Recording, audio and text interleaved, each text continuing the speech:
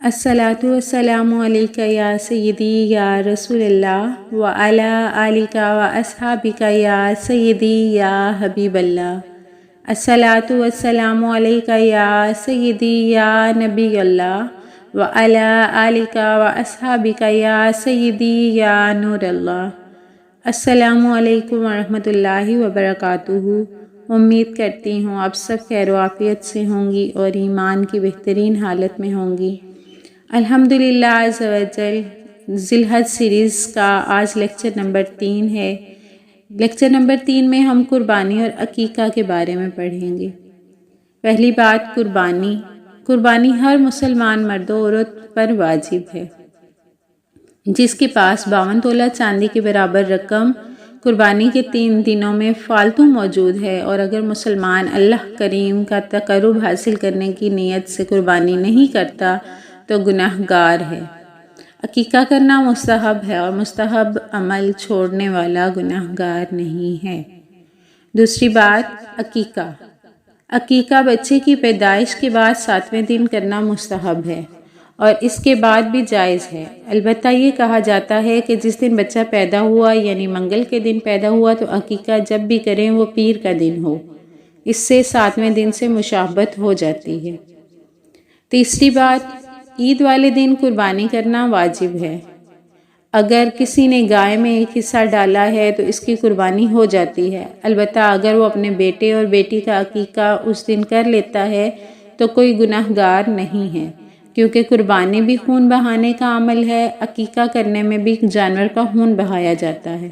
قربانی کا جانور خریدنے کی جو شرائط ہیں وہی عقیقے کے جانور کی بھی ہوتی ہیں۔ چوتھی بات، اس میں بھی کوئی شک نہیں کہ زیادہ تر لوگ گائے میں عقیقہ کر رہے ہیں تاکہ 7 حصے پورے ہو جائیں، تو منع بھی نہیں ہے۔ پانچویں بات، اہل حدیث حضرات اگر کہتے ہیں کہ عقیقہ بڑے جانور میں نہیں ہو سکتا تو یہ ان کے دلائل ہیں۔ اہل سنت کے دلائل یہی ہیں کہ عقیقہ بڑے جانور میں بھی ہو سکتا ہے۔ عورت اور قربانی۔ اسلام کے کئی احکام ایسے ہیں جن میں مرد و عورت دونوں کو ایک ہی طرح مکلف یعنی پابند کیا گیا ہے۔ ان احکام شرعیہ میں قربانی بھی شامل ہے۔ جن شرائط کے پائے جانے پر قربانی واجب ہوتی ہے وہ شرائط مرد میں پائی جائیں یا عورت، دونوں کے لیے بلا تخصیص قربانی کا وجوب عین سعادت ہے۔ یاد رکھیے، خاص دنوں میں مخصوص جانوروں کو بنیت تقرب یعنی ثواب کی نیت سے ذبح کرنا قربانی کہلاتا ہے۔ آئیے ترغیب کے لیے قربانی کی فضیلت و اہمیت ملاحظہ کیجیے۔ پیارے آقا کریم محمد مصطفیٰ خاتم النبیین صلی اللہ تعالیٰ علیہ وآلہ وسلم کا فرمان عالی شان ہے، 10 ذی الحجہ میں ابن آدم کا کوئی عمل خدا کے نزدیک خون بہانے یعنی قربانی کرنے سے زیادہ پیارا نہیں ہے، اور وہ جانور بروز قیامت اپنے سینگوں، بالوں اور کھروں کے ساتھ آئے گا، اور قربانی کا خون زمین پر گرنے سے قبل اللہ کے ہاں قبول ہو جاتا ہے، لہٰذا اسے خوش دلی سے کرو۔ ترمذی شریف حدیث نمبر 1498۔ مفتی احمد یار خان نعیمی رحمۃ اللہ علیہ فرماتے ہیں، اور اعمال تو کرنے کے بعد قبول ہوتے ہیں اور قربانی کرنے سے پہلے ہی، لہٰذا قربانی کو بیکار جان کر یا تنگ دلی سے نہ کرو، ہر جگہ عقلی گھوڑے نہ دوڑاؤ۔ قربانی کس پر واجب ہے؟ قربانی کا نصاب یہ ہے کہ 7.5 تولہ سونا یا 52.5 تولہ چاندی ہو یا 52.5 تولہ چاندی کے برابر رقم ہو، یا تجارت کا اتنا سامان ہو جو 52.5 تولہ چاندی کی رقم کو پہنچ جائے، یا گھر میں ضرورت کے علاوہ اتنا سامان رکھا ہے جو 52.5 تولہ چاندی کی رقم کو پہنچ جاتا ہے، یا یہ سب ملا کر 52.5 تولہ چاندی کی رقم کو پہنچ جائے، تو اس صورت میں قربانی واجب ہو جائے گی۔ قربانی کے نصاب کے لیے مال نامی یعنی بڑھنے والا مال تجارت ہونا شرط نہیں ہے۔ بعض اوقات گھر میں ایسی کتابوں کا ڈھیر ہوتا ہے جو کام میں نہیں آتی اور ویسے ہی رکھی ہوتی ہیں۔ اس طرح ضرورت سے زیادہ کپڑوں کے جوڑے، جوتے، گھڑیاں اور چشمے رکھے ہوتے ہیں جو استعمال میں نہیں آتے، تو ان سب کو ملا کر ان کی رقم بنائی جائے اور وہ 52.5 تولہ چاندی کی رقم کے برابر ہو یا اس سے زیادہ ہو اور قرض سے بھی فارغ ہو، پھر قربانی کا وقت بھی پا گیا تو قربانی واجب ہو جائے گی۔ بہت سی عورتیں قربانی واجب ہونے کے باوجود قربانی کرنے کے معاملے میں سستی کا مظاہرہ کرتی ہیں یا ٹال مٹول سے کام لیتی ہیں اور یوں باتیں کرتی ہیں کہ ہم کماتی تھوڑی ہیں، ہمارا کوئی ذریعہ آمدنی نہیں ہے، ہم کیسے قربانی کریں گی، کہاں سے پیسے لائیں گی۔ ایسی عورتوں کو اللہ پاک کا خوف دل میں رکھنا چاہیے، جہنم کے عذاب سے ڈرنا چاہیے، نیز ان وجوب کو سعادت سمجھ کر ادا کرنا چاہیے۔ جب اللہ تعالیٰ نے آپ کو زیورات کی صورت میں قربانی کی استطاعت دی ہے تو پھر قربانی کرنی ہی ہوگی۔ ویسے بھی ہمارا مال مہنگے کپڑوں اور طرح طرح کی اشیاء کی خریداری میں خرچ ہوتا رہتا ہے، تو صرف اللہ کی راہ میں خرچ کرنے میں ہی ہمیں کیوں اس طرح کے خیالات آتے ہیں؟ یاد رکھیے، شیطان آپ کو روکنے کی خوب کوشش کرے گا، لیکن اس کے مکر و فریب میں نہیں آنا۔ انشاءاللہ قربانی کرنے سے مال میں کمی نہیں ہوگی، بلکہ اللہ پاک آپ کے مال کو مزید بڑھا دے گا۔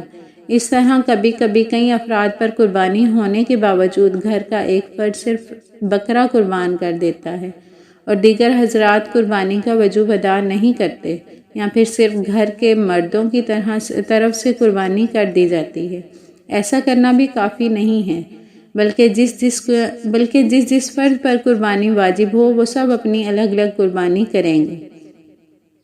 نیز ضروری نہیں ہے کہ ہر شخص الگ سے پورا جانور قربان کرے۔ اگر زیادہ استطاعت نہیں تو قربانی کے بڑے جانور میں حصہ ڈالنے سے بھی قربانی کا وجوب ادا ہو جائے گا۔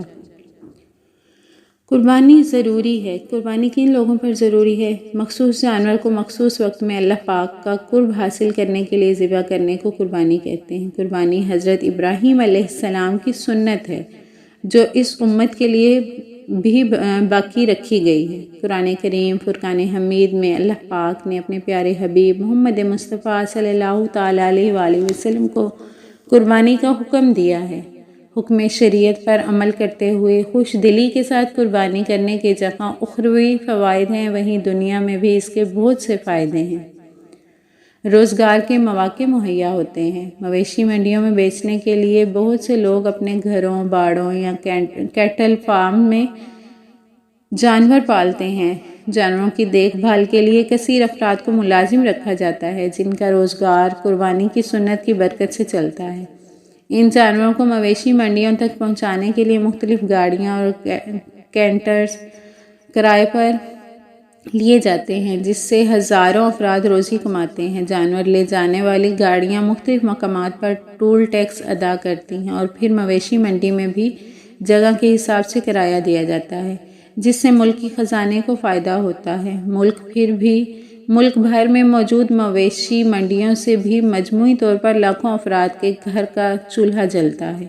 منڈیوں میں موجود کھانے پینے کے اسٹال اور ہوٹل چائے پانی، چارہ، جھول وغیرہ بیچنے والے قربانی کی سنت کی بدولت اپنی روزی کماتے ہیں۔ منڈیوں سے جانور خرید کر گھر لانے کے لیے جس گاڑی کو استعمال کیا جاتا ہے، اس کے مالک کا روزگار بھی اس سے چلتا ہے۔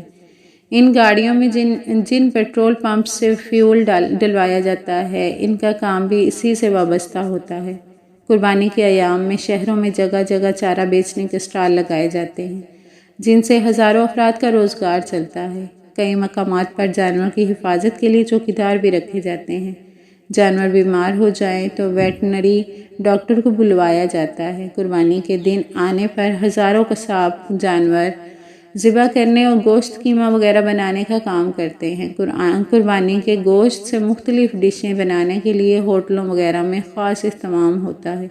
قربانی کی کھالوں سے مختلف چیزیں بنائی جاتی ہیں اور انہیں دوسرے ملکوں میں برآمد یعنی ایکسپورٹ کیا جاتا ہے، جس سے ملک کو قیمتی زر مبادلہ حاصل ہوتا ہے۔ الغرض جانور کے پیدا ہونے سے لے کر قربان ہونے تک قربانی کی سنت کی برکت سے لاکھوں لاکھ افراد کے لیے روزگار کے مواقع پیدا ہوتے ہیں اور ملک کی معیشت کو بھی بے پناہ فائدہ ہوتا ہے۔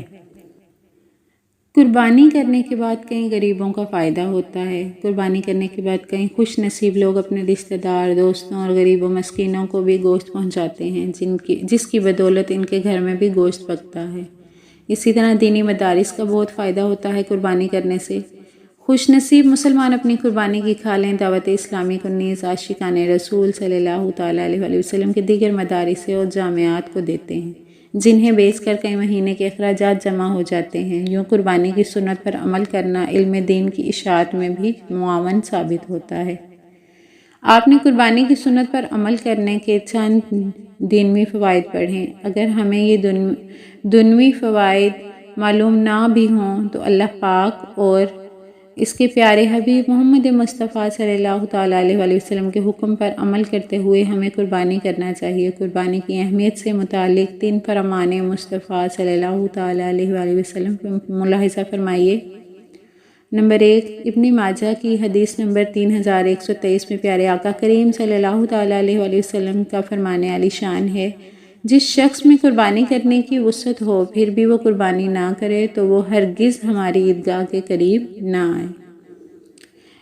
دوسری حدیث مبارکہ ابن ماجہ حدیث نمبر 3127 میں پیارے آقا کریم صلی اللہ تعالیٰ علیہ وسلم کا فرمان عالی شان ہے، آپ صلی اللہ علیہ وسلم کی بارگاہ میں عرض کی گئی، یا رسول اللہ صلی اللہ تعالیٰ علیہ وسلم یہ قربانیاں کیا ہیں؟ تو اب پیارے آقا کریم صلی اللہ تعالیٰ علیہ وسلم نے ارشاد فرمایا، تمہارے باپ ابراہیم کی سنت۔ لوگوں نے عرض کی، یا رسول اللہ صلی اللہ تعالیٰ علیہ وسلم ہمارے لیے اس میں کیا ثواب ہے؟ فرمایا، ہر بال کے بدلے نیکی۔ عرض کی گئی، اون کا کیا حکم ہے؟ فرمایا، اون کے ہر بال کے بدلے میں نیکی ہے۔ سبحان اللہ۔ پیارے آقا کریم صلی اللہ تعالیٰ علیہ وسلم کا ایک اور فرمان ہے، جس نے خوش دلی سے طالب ثواب ہو کر قربانی کی تو وہ قربانی اس کے لیے جہنم کی آگ سے حجاب یعنی روک ہو جائے گی۔ سبحان اللہ۔ میری آپ سب بہنوں سے، شہزادیوں سے التجا ہے، عاشقان رسول سے فریاد ہے کہ خوش دلی سے اللہ پاک کی راہ میں جانور قربان کیجیے اور دنیاوی و اخروی برکات و ثمرات حاصل کیجیے۔ اللہ کریم ہماری قربانیوں کو اپنی پاک بارگاہ میں قبول فرمائے۔ آمین ثم آمین بجاہ النبی الامین وصلی اللہ تعالیٰ علی نور خلق محمد وعلی آلہ واصحابہ اجمعین برحمتک یا ارحم الراحمین۔ آمین۔